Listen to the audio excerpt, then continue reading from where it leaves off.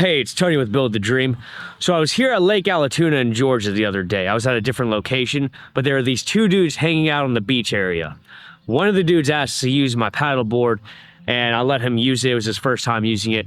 He took it for a cruise. He had so much fun. In the meantime, I was hanging out with his friend who was just at shore watching him, and I asked the friend if he wanted to use it after his buddy was done. The friend said, "No, I can't because I can't swim." So that's the question. Can you use an SUP paddleboard if you can't swim? So while the likelihood of falling into the water on a stand-up paddleboard is much more likely than a kayak, the answer isn't black or white. It's a bit nuanced and depends on a few factors that we'll cover. If you really want a paddleboard, but you also can't swim, there are 6 tips that I highly recommend you do. And tip number 1, very important if you can't swim, you're not too cool for it, use a life jacket. And if your paddleboard has one, attach the ankle leash as well. So in case the absolute worst happens, where you fall into the ocean and your paddleboard goes away because of some random reason, the ankle leash would keep your paddleboard near you, and the life jacket will save your life. Losing your balance and falling into the water is extremely high while SUP paddleboarding. The questions you need to ask yourself are, how well can you stay afloat with the life jacket?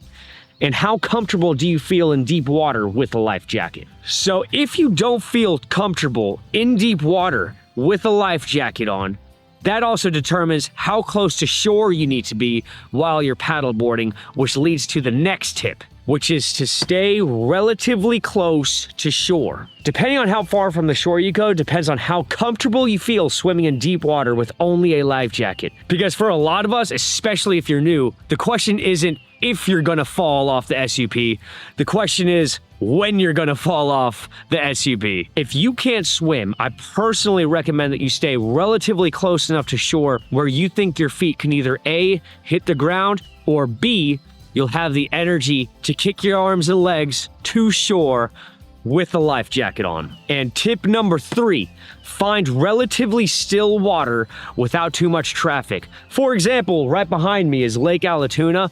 Over there are a lot of boats coming in and out of the boat ramp, but there's this part of the lake over here that's still and doesn't have a lot of traffic. This will be a good place not only for beginners who do know how to swim, but for anyone who doesn't know how to swim. This is a good location to be because you don't have a lot of boat weight coming in that would possibly tip you off of the SUP paddleboard. And the reason why finding still water like this is important is because boat weight could potentially lead to tipping you off of the SUP into the ocean. Regardless of how secure you feel with the life jacket, the goal is to prevent you from falling into the water. Tip number 4, rather than standing, kneel or sit down on the paddleboard. Including myself, most people fall into the water from losing balance while standing. Sometimes it's caused by waves, choppy water, getting tired, or just randomly losing balance from being a human. So while sitting or kneeling on a paddleboard isn't as fun as standing, it's still a lot of fun. And safety always comes first. So if you can't swim, or if you're not sure if the water below you is shallow enough to stand, I recommend kneeling or sitting down. But if you love standing up, when boat waves come in, you need to kneel down, especially if you can't swim, because the likelihood of boat waves knocking you off while standing up on the paddleboard is pretty high. Tip number 5, bring an emergency whistle. Me personally, I think everyone needs an emergency whistle. Not only in case of an emergency, if you fall off your SUP and you're having problems getting back up and you can't swim, but also to warn boats that are coming too close to you.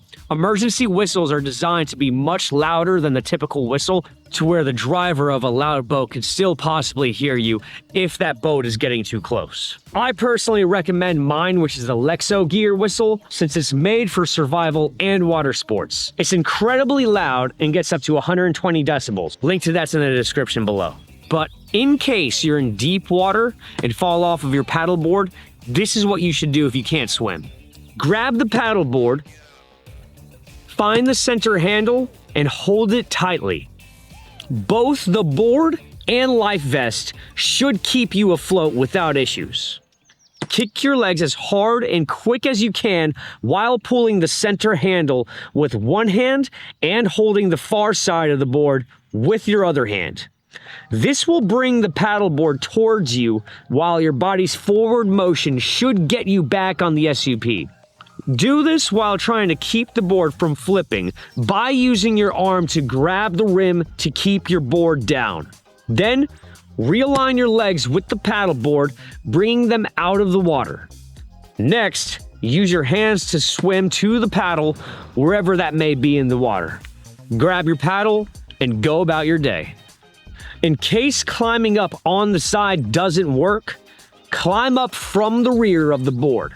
Now that will only work if your board allows the tail to go underwater. I actually recommend doing this in a shallow pool if you can't swim. Practicing that will decrease any risk of freaking out if that happens to happen in deep water. In case you aren't able to pull yourself up on the SUP, hold onto the handle and use it as a floating device where you can kick your way to shore.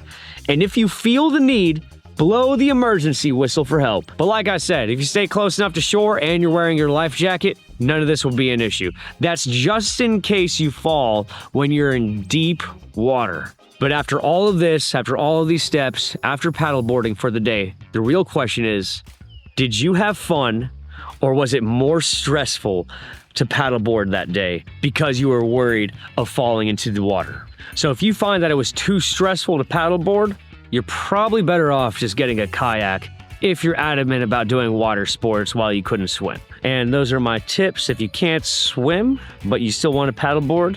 I hope this video helped. If you like travel and adventure, check out our gear in the description. Subscribe to our channel.